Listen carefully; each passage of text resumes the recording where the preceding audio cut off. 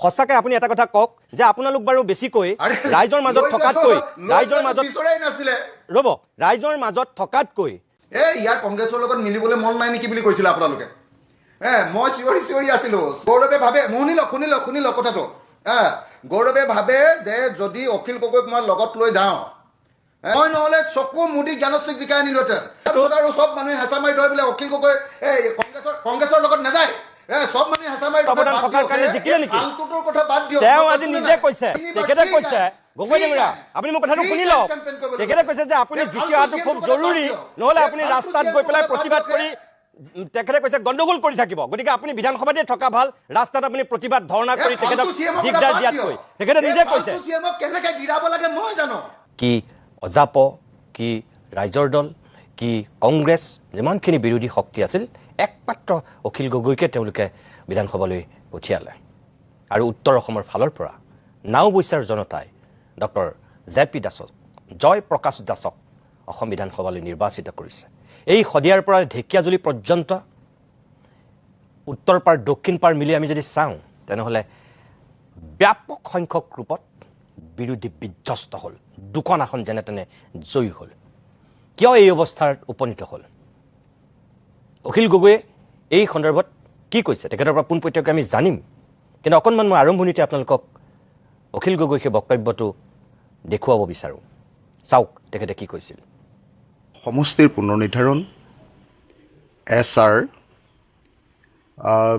আপোনাৰ প্ৰত্যেকগৰাকী মহিলাৰ হাতত 9,000 আৰু 10,000কৈ টকা তুলি দিয়াৰ ঘটনা অসমৰ মুখ্যমন্ত্ৰীজনৰ এটা সমষ্টিত 2-3বাৰ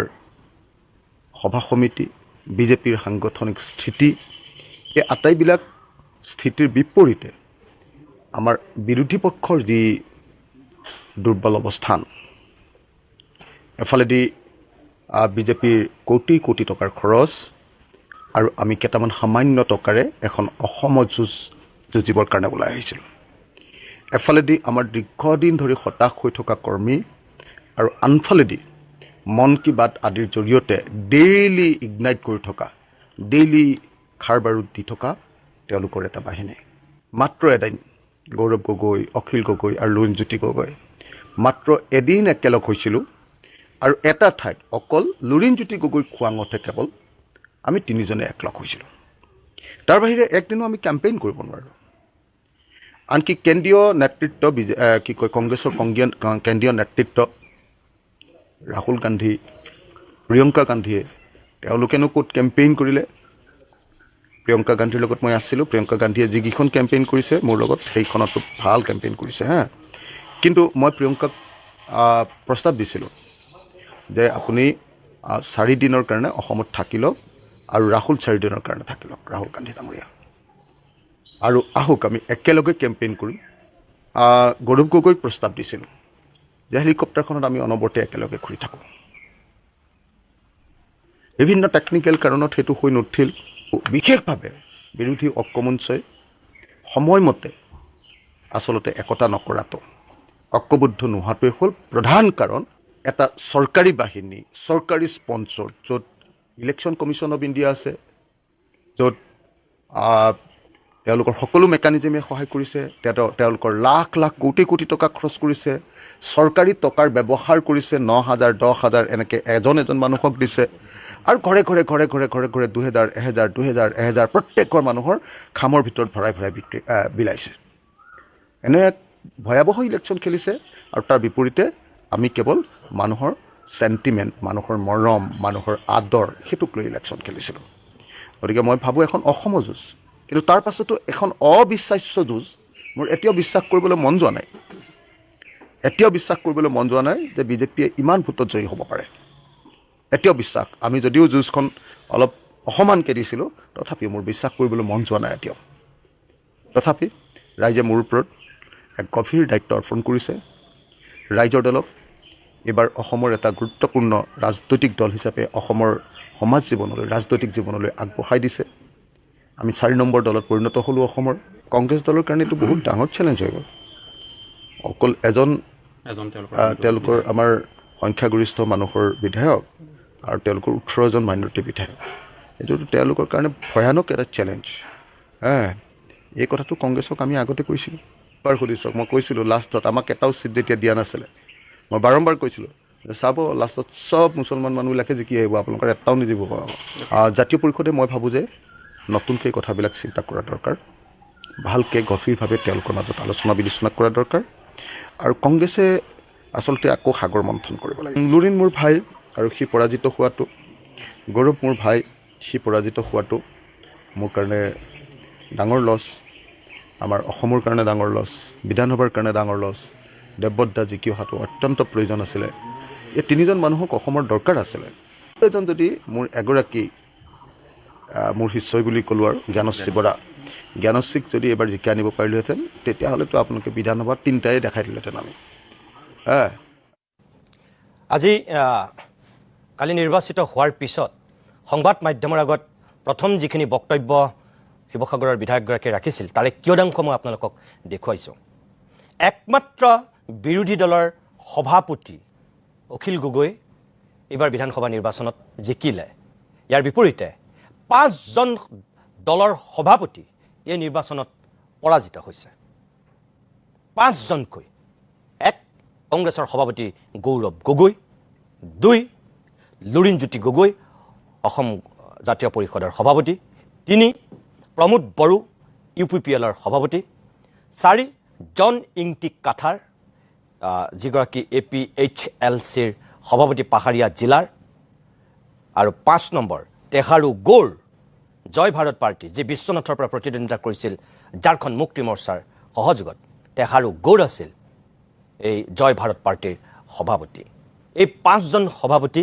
বৰ বেয়াকৈ এবাৰ বিধ্বস্ত হৈছে, কিন্তু তাৰ বিপৰীতে এইগৰাকী অখিল গগৈ অকল নিৰ্বাচিত হৈছে।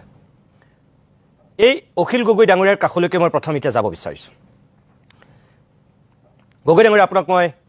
অভিনন্দন জনাইছোঁ দ্বিতীয়বাৰৰ কাৰণে অসম বিধানসভালৈ আপুনি নিৰ্বাচিত হোৱাৰ কাৰণে। আৰু কালি নিৰ্বাচিত হোৱাৰ পিছত আজিৰ এই প্ৰথম দিনটোতেই আপোনাক কেইটামান কথা খোলাখুলিকৈ সুধিব বিচাৰোঁ, অসমৰ ৰাইজকো জনাব বিচাৰোঁ। এই যে আজি আপুনি যিকেইটা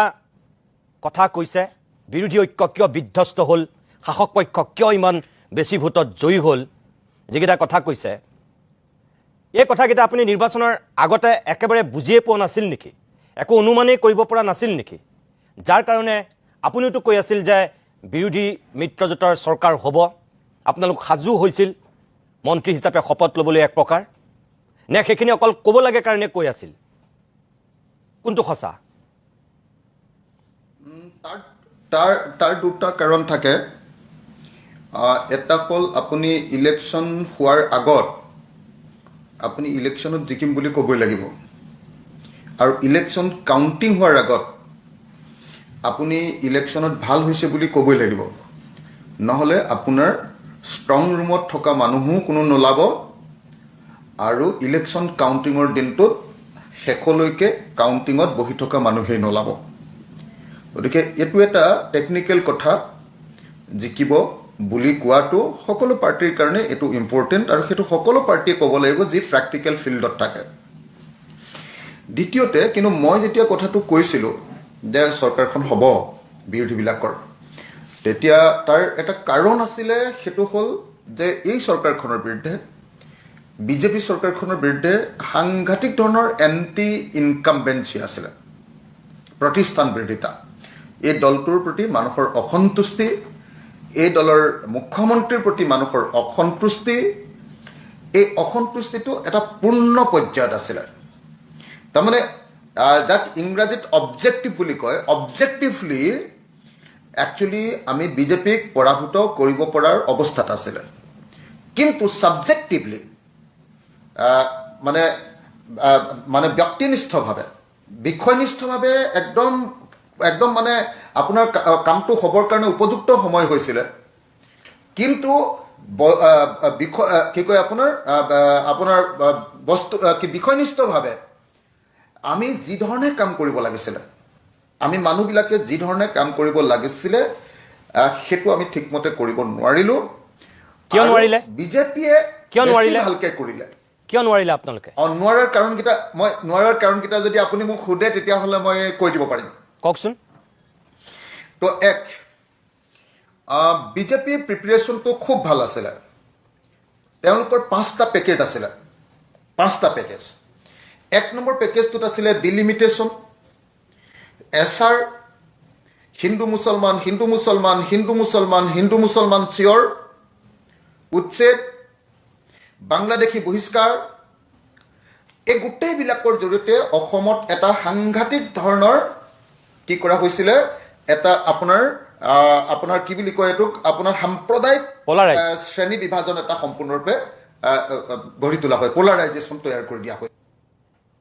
পলাৰাইজেশ্যনটো কৰিবৰ কাৰণে মই আপোনাক দেখুৱাইছোঁ যে ডিলিমিটেশ্যন ভালকৈ বুজি উঠিব লাগিব মানুহে যে একদম সমষ্টিবিলাক এনেকুৱা হিচাপত ভাগ কৰি দিলে যে আগতে হিন্দু মুছলমান চব লগ লাগি থাকে তেতিয়াহ'লে কি হয় মুছলমান মানুহৰ ভোটো পায় হিন্দু মানুহৰ ভোটো পায় কিন্তু হিমন্ত বিশ্ব শৰ্মাহঁতে হিন্দু মুছলমান মুছলমানে দেশখন খালে গোটেই চিঞৰি থাকি কি কৰি দিলে যে সমষ্টিবিলাক হিন্দু প্ৰধান কৰি দিলে আৰু মুছলমান প্ৰধান কৰি দিলে মুছলমান প্ৰধান সমষ্টি হৈ গ'লগৈ 22টা আৰু বাকী সমষ্টিবিলাক হিন্দু প্ৰধান কৰি দিলে এতিয়া এই যে হিন্দু মুছলমান কৰি এই কামটো কৰিলে কামটো কৰাৰ ফলস্বৰূপে কি হৈ গ'ল যে তাত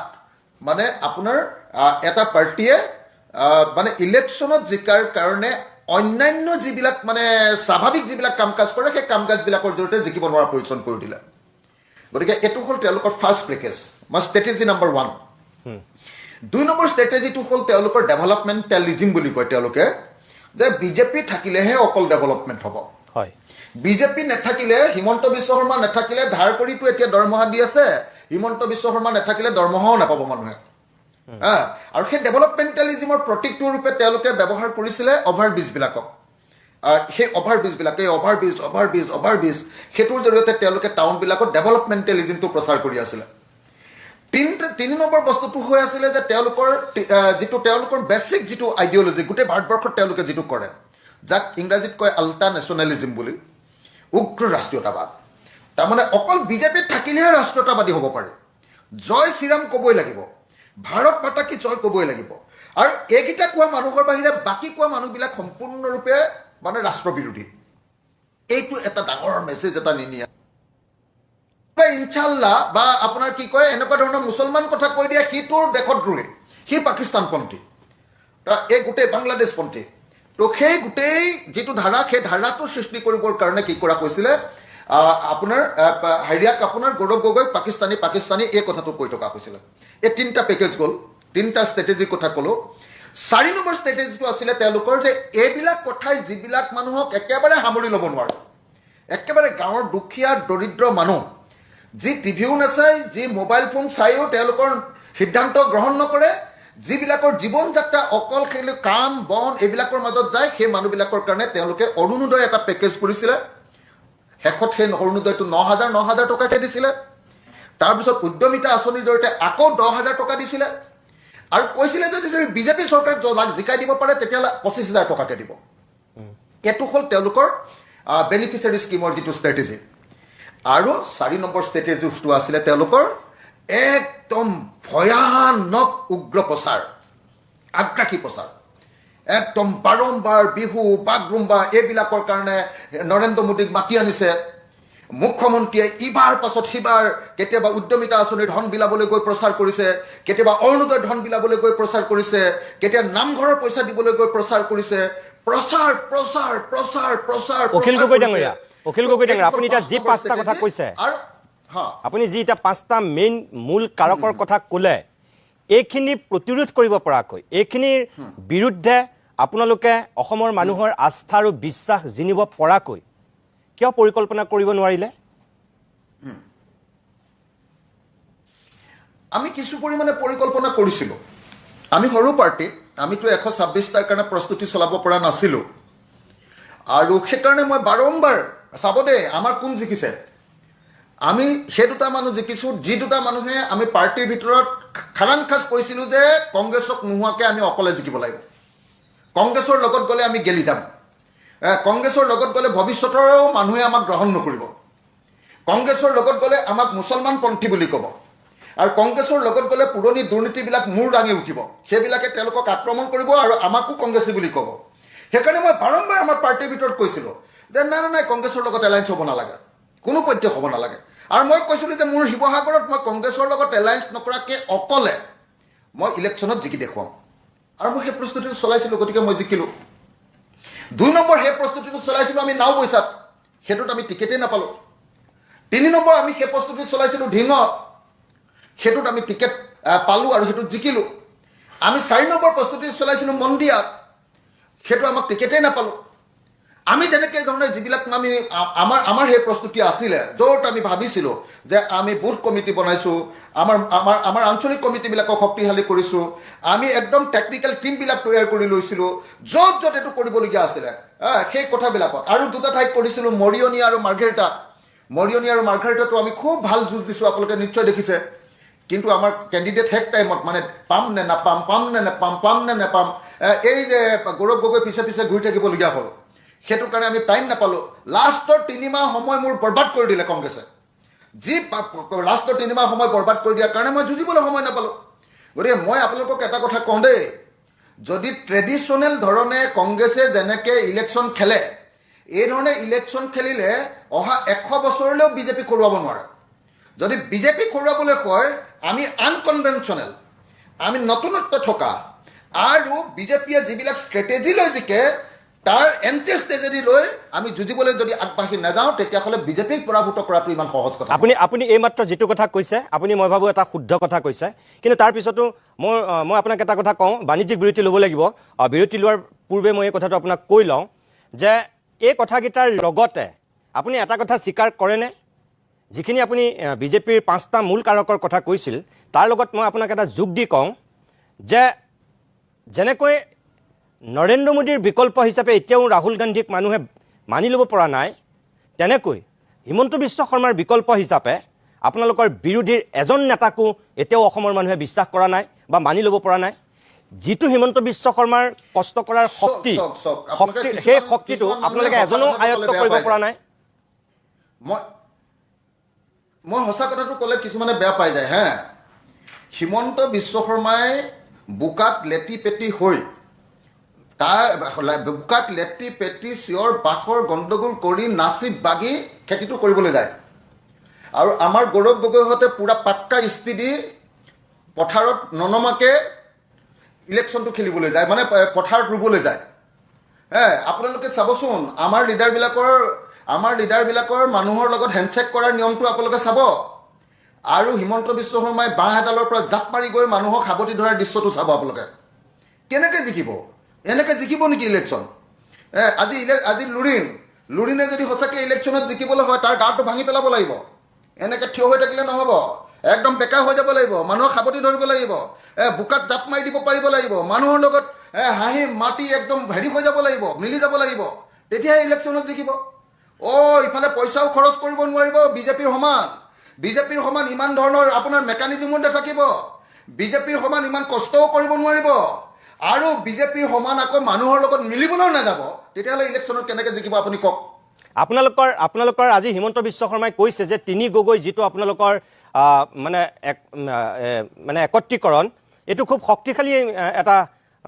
মানে ৰাজনীতিৰ সমীকৰণ আছিল বুলি কৈছে, কিন্তু সেইটো আপোনালোকে লৈ যাব নাজানিলে। সঁচাকৈ আপুনি এটা কথা কওক যে আপোনালোক বাৰু বেছিকৈ ৰাইজৰ মাজত থকাতকৈ আপোনালোক বাৰু বেছিকৈ সামাজিক মাধ্যমত আৰু সংবাদ মাধ্যমত বেছি হিৰো হৈ থাকিলে নেকি? বেছি সংবাদ মাধ্যমৰ যোগেদিয়ে মানুহৰ লগত সম্পৰ্ক স্থাপন কৰিব বিচাৰিলে নেকি? এতিয়া আপোনালোকে এতিয়া যিবিলাক কথা কৈছে, সেইবিলাক মই ইলেকশ্যনৰ আগত চিঞৰ বাখৰ কৰি থাকোঁতে মোক ভিলেন বুলি কৈছিলে আপোনালোকে। ইয়াৰ কংগ্ৰেছৰ লগত মিলিবলৈ মন নাই নেকি বুলি কৈছিলে আপোনালোকে। মই চিঞৰি আছিলোঁ 6 মাহৰ আগত, 1 বছৰ আগত কৈ আছিলোঁ, আৰে ভাই এনেকৈ বিজেপি খৰাব পাৰিবা নেকি? সোনকালে আহা। গৌৰৱে আমাৰ লগত লগ লাগিব নোখোজে। গৌৰৱে ভাবে, শুনি লওক কথাটো। গৌৰৱে ভাবে যে যদি অখিল গগৈক মই লগত লৈ যাওঁ, সি এমপি ইলেকশ্যনতো গৌৰৱে আমাৰ লগত একেলগে কেম্পেইন কৰিব খোজা নাই, এইবাৰ MLA ইলেকশ্যনতো ভালকৈ কেম্পেইন কৰিব খোজা নাই, আঁতৰি ফুৰে। আপুনি চাওকচোন, আমি 3 গগৈ বুলি যে ক'লোঁ, 3 গগৈ কেম্পেইন ক'ত কৰিলোঁ? ক'ত এটা জেগাতে কৈ দিয়কচোন। অকল খোৱাঙত লুৰিণজ্যোতি গগৈ মিটিংখনত আমি 3টা গগৈ একেলগতে থিয় হোৱাৰ বাহিৰে আমি একেলগতে তিনি গগৈ কোনোবা মিটিং কৰিবলৈ গ'লো নেকি এখন মিটিঙৰ কথা দেখুৱাই কিয় নোৱাৰিলে কিয় কৰিব এখন মিটিঙৰ কথা দেখুৱাই দিয়ক কিয় নোৱাৰিলে অকল এখনৰ বাহিৰে বাকী ক'তো যে যাব নোৱাৰিলে কিয় দুটা কথা এক নম্বৰ গৌৰৱে বৰ বেছিকে আমি গোটেই তিনিটা একেলগতে ঘূৰাটো বিচৰাই নাছিলে এক নম্বৰ কথা আৰু 2 নম্বৰ কথা ঘূৰিবৰ কাৰণে টাইমেই নাই ইলেকশ্যনৰ আগত 3 মাহ কংগ্ৰেছৰ পিছত তেল মাৰি থাকোঁতে মোৰ গুচি গ'ল 3 মাহ মোৰ সময় নষ্ট কৰি খাই পেলালে মই নহ'লে চকু মুদি জ্ঞানশ্ৰীক জিকাই আনিলোহেঁতেন মই নহ'লে চকু মুদি আমাৰ হেৰিয়াক দুলাল বৰুৱা আৰু হেৰিয়াক জিকাই আনিলোহেঁতেন চকু মুদি কি কয় দুলাল বৰুৱা আৰু ৰাহুল চেত্ৰীক জিকাই আনিলোহেঁতেন মই ৰাহুল চেত্ৰীক আৰু মই মাত্ৰ 10,000 ভোটত হাৰিছে মোৰ আমাৰ হেৰিয়ে অলকনাথে মই চকু মুদি জিকাই আনিলোহেঁতেন আৰে কংগ্ৰেছৰ পিছত তেল মাৰি মাৰি কিমান দিন ঘূৰিবলগীয়া হৈছে আপোনাৰ লগত মই 10 দিনমান ফোনত কথা পাতিছোঁ নাই কওক আপুনি নিজে যে কংগ্ৰেছে এইবোৰ কি কৰি আছে কংগ্ৰেছে এইবোৰ কি কৰি আছে নামাতে নপায় নবসে সিদ্ধান্ত নলয় ইলেকশ্যনত বিজেপিয়ে চব কেম্পেইন কৰি শেষ কৰি দিয়ে ইহঁতৰ কোন কেণ্ডিডেট হ'ব তাৰ কাৰণে দিল্লীলৈ এনেকৈ চাই থাকে দিল্লীয়ে নকয় ইয়াৰ মানুহে নকয় দিল্লী ইজনে সিজনৰ লগত কথাই নাপাতে ইটোৰ লগত সিটো কাজিয়া আৰু আমাৰ আৰু চব মানুহে হেঁচা মাৰি ধৰে বোলে অখিল গগৈ কংগ্ৰেছৰ লগত নাযায় সব মানুহে হেঁচা মাৰি ধৰে বোলে অখিল গগৈ বোলে ইউনাইটেড ফ্ৰণ্টত নাহে সেইকাৰণে কংগ্ৰেছক তেল মাৰি মাৰি বহি থাকিলোঁ 3 মাহ বহি থকাৰ কাৰণে লোকচান অতি কমেও 7টা MLA জিকাই আনিব পাৰিলোহেঁতেন এতিয়া কংগ্ৰেছক তেল মাৰি থাকোঁতে গোটেই টাইম গুচি গ'ল এতিয়া আপোনালোকে মোকে গালি দিব নাই আপোনাক কিয় গালি দিম আপোনালোকৰ গোটেই শক্তিটোকে গালি দিব লাগিব আপোনালোকে গালি খোৱা কাম কৰিলেতো গালি দিবই লাগিব কাৰণ আপুনি যিকেইটা এতিয়া কথা কৈছে ইলেকশ্যনৰ আগতো আপুনি আৰু গৌৰৱ গগৈ মই যিমান কষ্ট কৰিছিলোঁ মই যিমান চেষ্টা কৰিছিলোঁ মই যিমান গৌৰৱক বুজাইছিলোঁ মই যিমান কংগ্ৰেছক বুজাইছিলোঁ মই মনে মনে গৈ হেৰি সিঙক কি কয় আপোনাৰ কি সিং বুলি কয় আপোনাৰ কংগ্ৰেছৰ ইনচাৰ্জ যে কি জিতেন্দ্ৰ সিঙক গৈ দিল্লীত মনে 2 ঘণ্টা মিটিং কৰিছিলোঁ জিতেন্দ্ৰ সিঙক লগ ধৰিলে বেলেগ এটাই বেয়া পায় গৌৰৱক লগ ধৰিলে বেলেগ এটাই বেয়া পায় ভূপেন বৰাক লগ ধৰিলে গৌৰৱে বেয়া পায় গৌৰৱক লগ ধৰিলে ভূপেন বৰাই বেয়া পায় আৰে ইলেকশ্যনৰ আগত যদি ভূপেন বৰা আৰু প্ৰদ্যুৎ বৰদলৈ 2জন গুচি যায় তাৰপিছত আৰু ইলেকশ্যন হাৰিলোঁ বুলি নিজে গমেই পাব লাগে লিডাৰে নাই প্ৰচাৰ কৰিবলৈ গৌৰৱে নিজৰ সমষ্টিত প্ৰচাৰ কৰি আছে ৰিপুণ বৰাই নিজৰ সমষ্টিত প্ৰচাৰ কৰি আছে দেৱব্ৰত শইকীয়াও নিজৰ সমষ্টিত প্ৰচাৰ কৰি আছে ইলেকশ্যনত কেম্পেইন কৰিবলৈ যাবলৈ এক পিছো মানুহেই নাই আহিছে আপোনাৰ কি কয় আমাৰ কি কয় ৰাহুল গান্ধী 2 দিন কেইখন মিটিং কৰিলে আৰু হেৰি 2 দিন কি কয় আপোনাৰ প্ৰিয়ংকা গান্ধী বেলেগৰ প্ৰধানমন্ত্ৰী কেইদিন আহিছে অমিত শ্বাহ কিমান দিন আহিছে কেন্দ্ৰীয় নেতা কিমান দিন আহিছে পশ্চিমবংগত নৰেন্দ্ৰ মোদী আৰু অমিত শ্বাহ কিমান দিন বহি আছেগে এতিয়া ক'লে হ'ব ইলেকশ্যনত হাৰিলোঁ অকল ইভিএম কৈ থাকিলে হ'ব নেকি ইভিএম থাকিব পাৰে হয়তো আছে সেইটো সঁচাকৈ ইলেকশ্যনটো যিমান বেয়া কৈছে ইমান হ'ব নালাগিছিলে কিন্তু ময়ো 30,000 ভোটত জিকিব লাগিছিলে মই 18,000 ভোটত জিকিছোঁ মই জিকিব লাগিছিলে 30,000 12,000 ভোট মই কম পাইছোঁ মোৰ পুৰা হিচাপ আছে কেনেকৈ ক'ত ভোট পাম ক'ত নাপাম কিন্তু তাৰ পাছতো যে এই পৰিস্থিতি হ'ল কেলে চাওক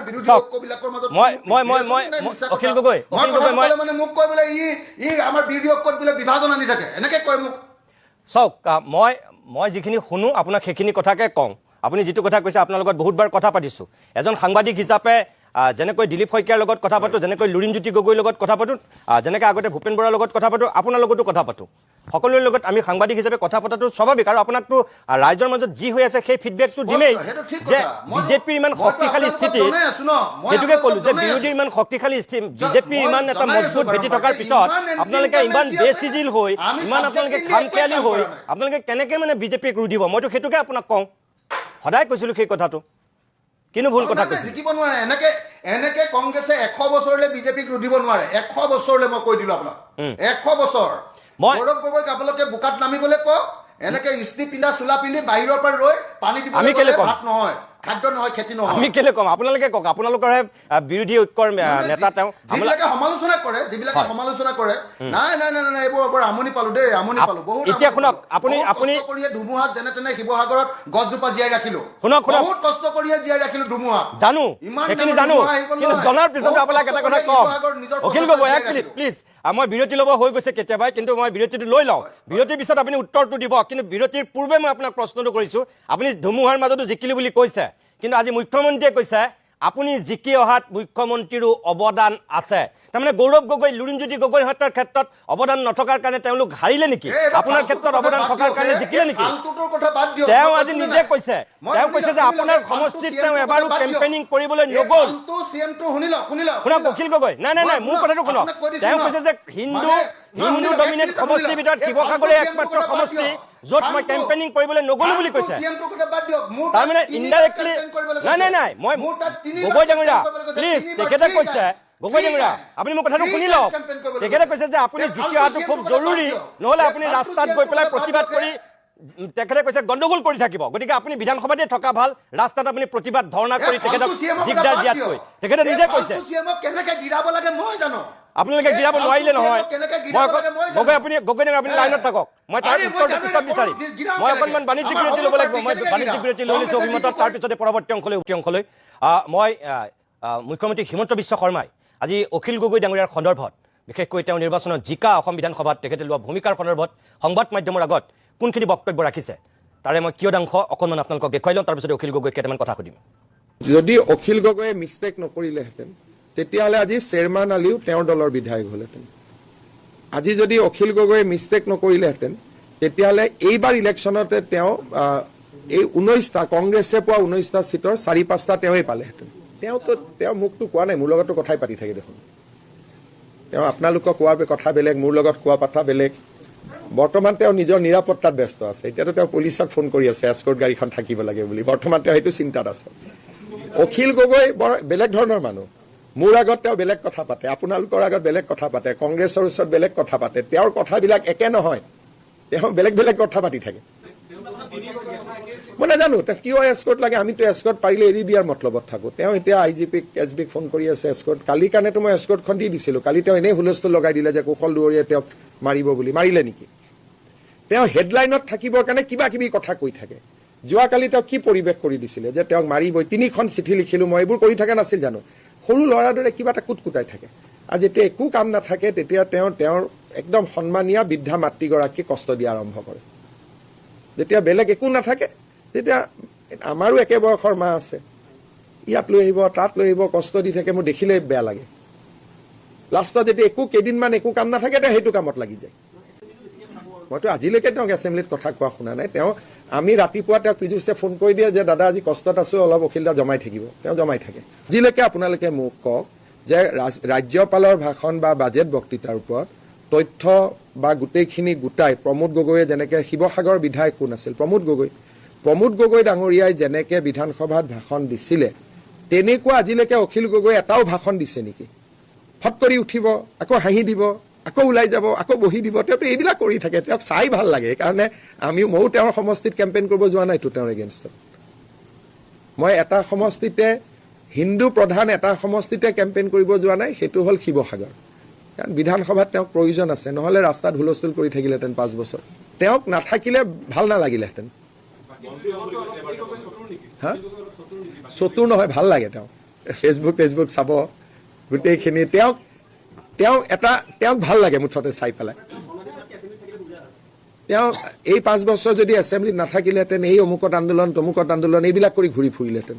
এতিয়া এছেম্বলিতে থাকিব তেওঁ মনত ভাবে তেওঁ এটা এছেম্বলিত বহুত ডাঙৰ ভূমিকা পালন কৰে বুলি ঠিক আছে ভাবি থাকিলে হ'ল অখিল গগৈ আমাৰ লগত এই মুহূৰ্তত সংযোগত নাই বুলি প্ৰগ্ৰাম কণ্ট্ৰল ৰুমৰ পৰা জনাইছোঁ তেখেত উঠি গৈছে বুলি কৈছে যেতিয়া তেখেত আহিব আমি তেখেতৰ পৰা এই কথাখিনিৰ উত্তৰ শুনিম আমি তেখেতৰ পৰা উত্তৰটো বিচাৰিম যে সঁচাকৈ হিমন্ত বিশ্ব শৰ্মাই তেখেতৰ তাত কেম্পেইনিং নকৰি তেখেতক বিধানসভালৈ নিৰ্বাচিত কৰি অনাত সহযোগিতা কৰিছিলে নেকি নে ভিতৰি এটা গোপন বুজাবুজি আছিল নেকি নে সঁচাকৈ অসম বিধানসভাত লোৱা ভূমিকাৰ সন্দৰ্ভত পীযুষ হাজৰিকাই তেখেতক ৰাতিপুৱাই ফোন কৰি গোটেই কথাবিলাক কয় যিটোৰ কাৰণে তেওঁ বিধানসভাত তেনেধৰণৰ ভূমিকা সঁচাকৈ লৈছিল নেকি বিগত 5 বছৰত এই কথাখিনি আমি অখিল গগৈৰ পৰা জানিম কিন্তু তেখেত উঠি যোৱা বুলি আমি গম পাইছোঁ যেতিয়া আহিব তেখেতৰ পৰা আমি সেইখিনি উত্তৰ বিচাৰিম মই সঞ্জিত কুমাৰ বৰদলৈ আছে যোৰহাটৰ পৰা আৰু যাদুকৰ বিক্ৰম আছে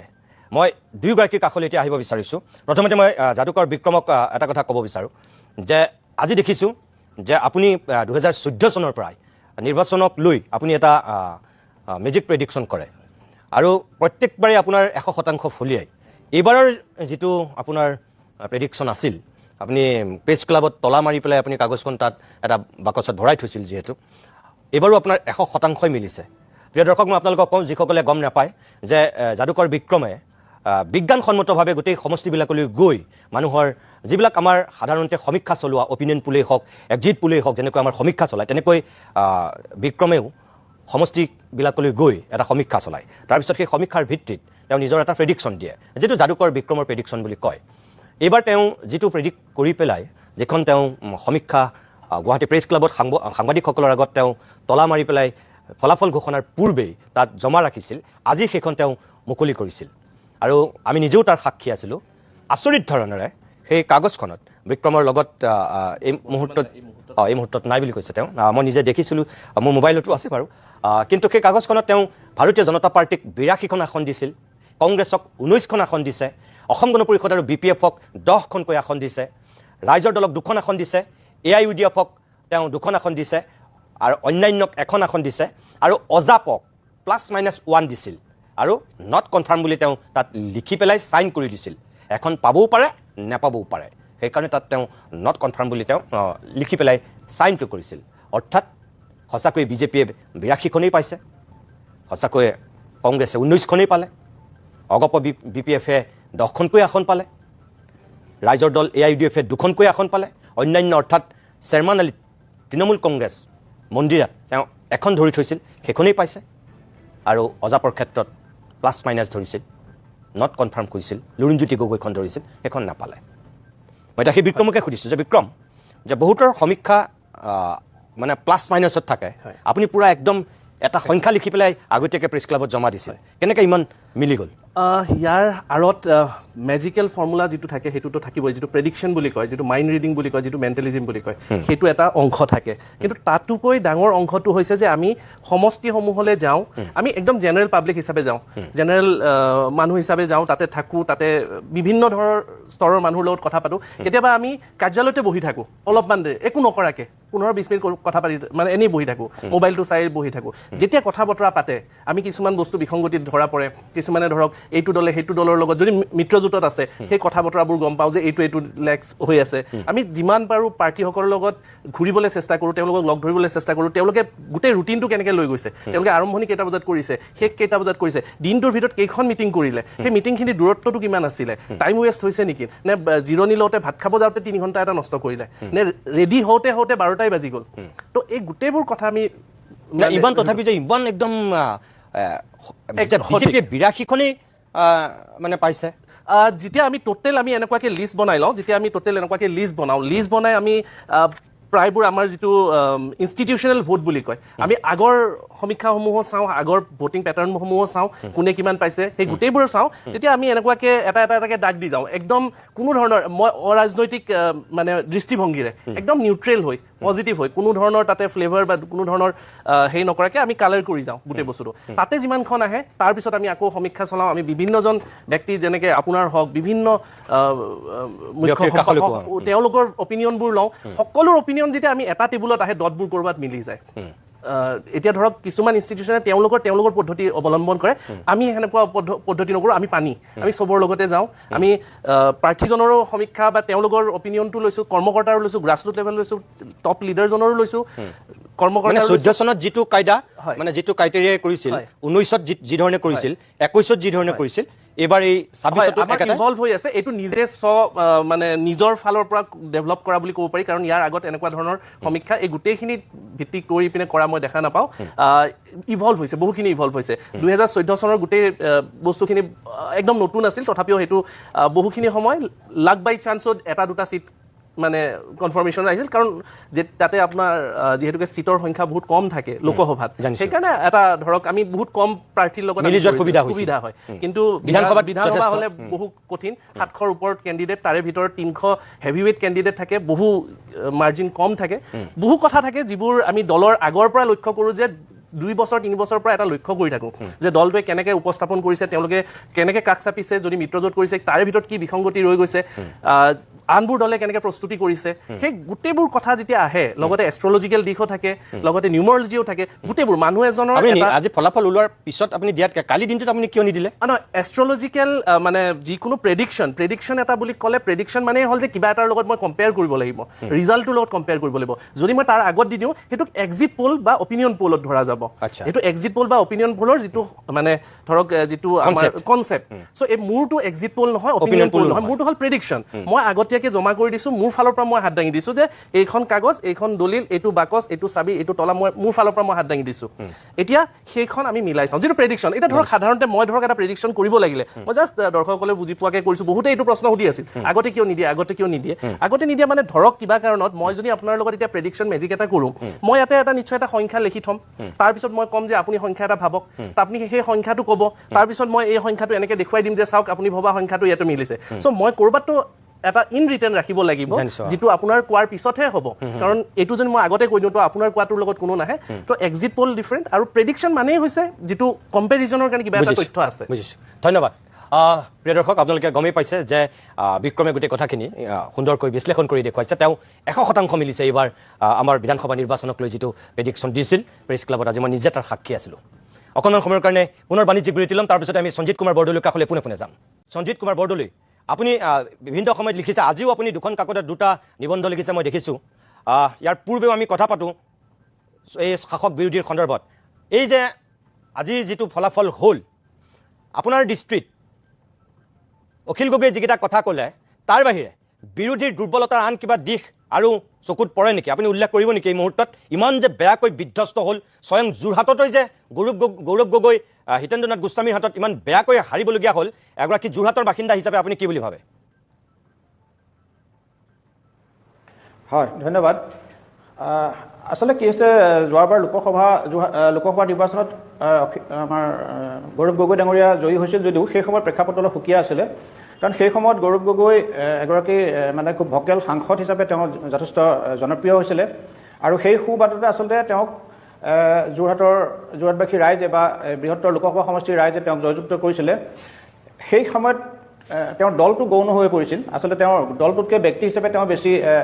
জনপ্ৰিয় হৈ পৰাৰ কাৰণেহে আচলতে যোৰহাটত তেওঁ জয়ী হ'বলৈ সক্ষম হৈছিল তাৰোপৰি দুই এটা বিজেপিৰ সেই সময়ত কেম্পেইন কৰাত কিছুমান সীমাবদ্ধতা বা দুৰ্বলতাও তাৰ লগত আছিলে যাৰ ফলত তেওঁ জয়ী হৈছিলে কিন্তু এইবাৰ প্ৰেক্ষাপটটো একেবাৰে সুকীয়া ইয়াৰ কেইবাটাও কাৰণ আছে প্ৰথম কথা বহুতে এইটো কথা বুজিছে যে বিৰোধী জয়ী কৰিলেই কিছুমান সা সুবিধা বা কিছুমান নিজৰ সমষ্টিৰ উন্নয়নৰ কাৰণে কিছুমান ক্ষেত্ৰত হেঙাৰ হোৱাৰ সম্ভাৱনা বেছি আৰু দ্বিতীয়তে কি হৈছে যোৰহাট সমষ্টিটো বোধ কৰোঁ গোটেই অসমৰ ভিতৰতে আটাইতকৈ সংকুচিত কৰি পেলোৱা হ'ল আটাইতকৈ সৰু কৰি পেলোৱা হ'ল আৰু ডিলিমিটেশ্যনৰ কাৰণে সেইটো এটা প্ৰভাৱ বিস্তাৰ কৰিছে কাৰণ মই নিজেও ব্যক্তিগতভাৱে আগতে যোৰহাট সমষ্টিৰ বাসিন্দা আছিলোঁ কিন্তু এতিয়া মই তিয়ক সমষ্টিৰ বাসিন্দা হ'ব লগা হৈছে গতিকে এইবিলাকৰ বহুত ফেক্টৰ আছে সেইকাৰণে এইবাৰ গৌৰৱ গগৈৰ ক্ষেত্ৰত কথাটো অলপ সুকীয়া হ'ল আৰু মই ভাবোঁ হিতেন্দ্ৰনাথ গোস্বামীৰ তেওঁৰ এটা স্বচ্ছ আৰু নিকা তেওঁৰ এটা ভাৱমূৰ্তি আগৰ পৰাই আছে সেইখিনি তেওঁৰ আছিলেই গতিকে সেই তুলনামূলক দৃষ্টিভংগী আচলতে গৌৰৱ গগৈ এবাৰ পৰাজয় কৰিব লগা হ'ল বুলি ভাবোঁ আপুনি ভাবেনে যে এইটো গতিত থাকিলে কংগ্ৰেছে নিজকে উঠাব পাৰিব বুলি নিশ্চয় এই সময়ত সেইটো ভাবিবৰ কোনো অৱকাশেই নাই কাৰণ আমি এইবিলাক কথা সদায় প্ৰায় আমি পাতি থাকোঁ আলোচনা কৰি থাকোঁ আৰু এইবাৰ যে বিজেপিয়ে আকৌ চৰকাৰ গঠন কৰিব তাত আমাৰ কোনো ধৰণৰ মানে সেইটো আমাৰ কাৰণে অপ্ৰত্যাশিত নহয় প্ৰায় প্ৰত্যাশিত আছিলে কিন্তু বিৰোধী ইমান বেয়াকৈ পৰাজয় বৰণ কৰিব বুলি আমি কেতিয়াও ভবা নাছিলোঁ আৰু সেইটো কিয় হ'বলৈ পালে সেইটো নিশ্চয় পৰ্যালোচনা কৰিব লাগিব আমি ভাবোঁ কি এই ক্ষেত্ৰত গৌৰৱ গগৈ অলপ বেপৰুৱা যেন লাগিলে তেওঁ যিমান এই ক্ষেত্ৰত মানে তেওঁৰ প্ৰদেশ কংগ্ৰেছৰ সভাপতিও হৈ আছে গতিকে তেওঁ যিমান তৎপৰতা দেখুৱাব লাগিছিল আৰু মই বিভিন্ন কংগ্ৰেছৰ তৃণমূল কৰ্মীৰ লগত কথা পাতিও গম পাইছোঁ যে এটা কমিউনিকেশ্যন গেপ তেওঁৰ মাজত হৈছিলে তৃণমূল যিসকল দলীয় কৰ্মী আছে তেওঁলোকৰ লগত গৌৰৱ গগৈ বৰ এটা মানে সাংঘাতিক ধৰণৰ যোগসূত্ৰ বা এটা ধৰক ভাল সুসম্পৰ্ক গঢ়ি উঠা নাছিলে বিভিন্ন কাৰণত আৰু তলে তলে তৃণমূল পৰ্যায়ৰ বহু কৰ্মী অলপ ক্ষোভিত হোৱাও মই নিজ চকুৰে দেখিছিলোঁ গতিকে গৌৰৱ গগৈ কিছু পৰিমাণে বেপৰুৱা হ'ল মোৰ যি ধাৰণা হৈছে ব্যক্তিগতভাৱে মই ভাবোঁ কি তেওঁ হয়তো এইটো অৱধাৰিতভাৱে ধৰিয়ে লৈছে যে এইবাৰ কংগ্ৰেছ বা বিৰোধীয়ে চৰকাৰ কৰিব নোৱাৰে গতিকে মই এটা ছেফ জোনত থাকি পেলাই এইটো কৰাই ভাল বুলি ভাবি হয়তো তেওঁ তেনেকুৱা এটা ষ্ট্ৰেটেজি কৰিলে আৰু সেইটো কৰি তেওঁ মুঠেই ভাল কৰা নাই কাৰণ আমি এখন বিৰোধী অবিহনে শক্তিশালী বিৰোধী অবিহনে গণতন্ত্ৰ সদায় আধৰুৱা আৰু এইবাৰ অতি দুৰ্ভাগ্যজনকভাৱে অসম বিধানসভাত বিৰোধী দলপতি নাথাকিব এইটো এটা বৰ দুৰ্ভাগ্যজনক কথা হ'ব আমাৰ কাৰণে সকলোৰে কাৰণে কাৰণ বিৰোধী শক্তিশালী হ'লেহে আচলতে গণতন্ত্ৰৰ পৰিপূৰ্ণ পায় বুলি আমি সকলোৱে জানো আৰু সেই অৰ্থতে আমি বিৰোধী কিছু আগৰ তুলনাত শক্তিশালী হোৱাটো আমি আশা কৰিছিলোঁ কিন্তু বিভিন্ন কাৰণত সেইটো হৈ নুঠিল আৰু সহজে এইদৰে থাকিলেতো সম্ভৱ নহ'ব কাৰণ কেলৈ বিজেপিৰ এটা শক্তিশালী সাংগঠনিক ভেটি তেওঁলোকৰ আছেই কাৰণ প্ৰায় 70 লাখ অধিক তেওঁলোকৰ কৰ্মকৰ্তাই আছে তাৰোপৰি তেওঁলোকৰ যিবিলাক বিভিন্ন আঁচনি প্ৰায় 2.5 কোটি মানে হিতাধিকাৰী আছে তেওঁলোকে হিতাধিকাৰী সৃষ্টি কৰি লৈছে প্ৰায় 2.5 কোটি তাৰোপৰি 40 লাখ তাৰ ভিতৰত 40 লাখ অৰুণোদয় আঁচনি এনেকৈ লাখৰ অধিক তেওঁলোকে নিযুক্তি দিছে এনেকুৱা বিভিন্ন কাৰণত তেওঁলোকে উন্নয়নমূলক কামৰ ক্ষেত্ৰত বহুখিনি অগ্ৰগতিৰ কাৰণে তেওঁলোকৰ এনেও এটা এডভান্টেজ অৱস্থাত আছিলে কিন্তু সেই তাৰ বিপৰীতেও কিন্তু কিছুমান তেওঁলোকৰ ডিছএডভান্টেজ আছিলে এতিয়া বহুতে কৈ আছে যে ইনাৰ কাৰেণ্টটোৰ বিষয়ে এটা চৰ্চা হৈ আছে যে আমাৰ অসমত ইনাৰ কাৰেণ্টৰ কথা ওলাই আছিলে কিন্তু সেইটো ফেচবুকৰ সৃষ্টি ইত্যাদি কিবা কিবি কৈ আছে কিন্তু সেই কথাটোত মই 100% একমত হ'ব নোৱাৰোঁ এইটো কাৰণে ইনাৰ কাৰেণ্ট এটা কিছু পৰিমাণে হ'লেও কিন্তু আছিলে কিন্তু বিৰোধীয়ে সেইখিনি মানে উঠাই মানে সেইখিনি ওপৰলৈ তুলি আনি মানে তাক সংঘবদ্ধভাৱে সেই কামটো কৰিব নোৱাৰিলে কাৰণ কৰিব নোৱাৰাটোৱে স্বাভাৱিক কাৰণ তেওঁলোকে নিৰ্বাচনলৈ এমাহ থকাৰ আগমুহূৰ্তে তেওঁলোকে মিত্ৰতা কৰিলে আৰু কোনটো দলে কাক প্ৰাৰ্থী দিব সেইটো জনসাধাৰণে গমেই নাপালে 126টা সমষ্টিত বিৰোধী ঐক্য মঞ্চই কাক দিব তেওঁলোকে 10জন ভাল প্ৰাৰ্থীক তেওঁলোকে বাছনি কৰি তেওঁলোকক মানে প্ৰেক্ষাপটত তুলি ধৰিবই নোৱাৰিলে গতিকে যদিও ইচ্ছা নাছিলে বহুতৰে হয়তো অলপ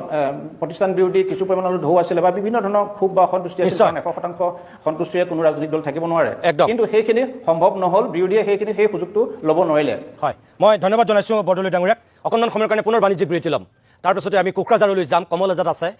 তেখেতৰ কাষলৈ পোনে আমি উভতি আহিম আহিছোঁ আজিৰ অভিমতৰ শেষ অংশলৈ মই পোনে কোকৰাঝাৰলৈ যাব বিচাৰিছোঁ কমল আজাদ আছে BPFৰ মুখপাত্ৰ মই কমল পোনপটীয়াকৈ এইটোৱে জানিব বিচাৰোঁ যে যিটো সময়ত মূল খুঁটিৰ যিবিলাক আমাৰ আঞ্চলিক দল এক প্ৰকাৰ বিধ্বস্ত হৈছে অসম গণ পৰিষদে বিজেপিৰ লগত থাকি যেনে তেনে তেওঁলোক টিকি আছে আৰু ইয়াত কংগ্ৰেছৰ লগত থকা অজাপ বা আজি ৰাইজৰ দল কি পৰ্যায়ত বা জন ইংতি কাঠাৰৰ দল কি পৰ্যায়ত বিধ্বস্ত হৈছে আমি দেখিছোঁ কোকৰাঝাৰ বা BTADৰ UPPL বিধ্বস্ত হৈছে কিন্তু হাগ্ৰামা মহিলাৰে নিজৰ শক্তি এতিয়াও অটুট ৰাখিছে 10খন আসন তেওঁ দখল কৰিছে 15খনৰ ভিতৰত 11খনত প্ৰতিদ্বন্দ্বিতা কৰি 10খনেই জয়ী হৈছে মাত্ৰ এখন পৰ্বতজোৰা তেওঁ হেৰুৱাইছে কেনেকৈ পাৰিছে হাগ্ৰামা মহিলাৰীয়ে সেইখিনি অটুট ৰাখিব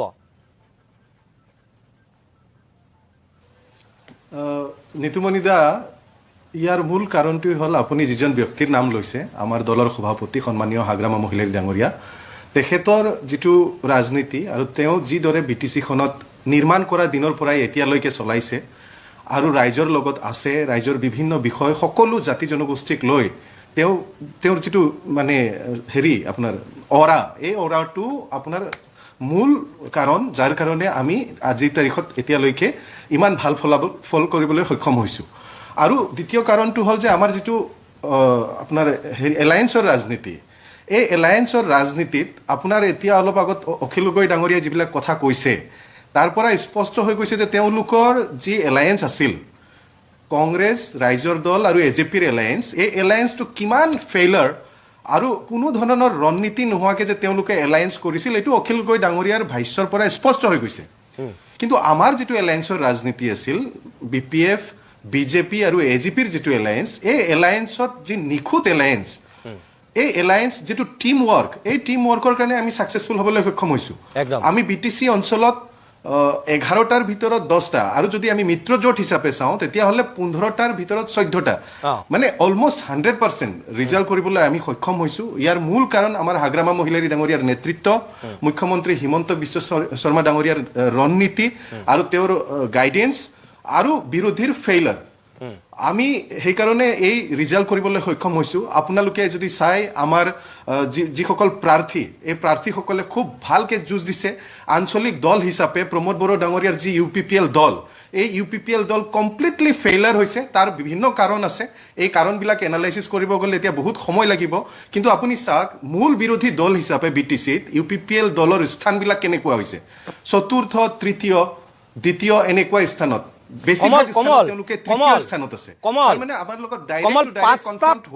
পাঁচটা ৰাজনৈতিক দলৰ 5জন সভাপতি প্ৰমোদ বড়োৰ সৈতে এই নিৰ্বাচনত হাৰিছে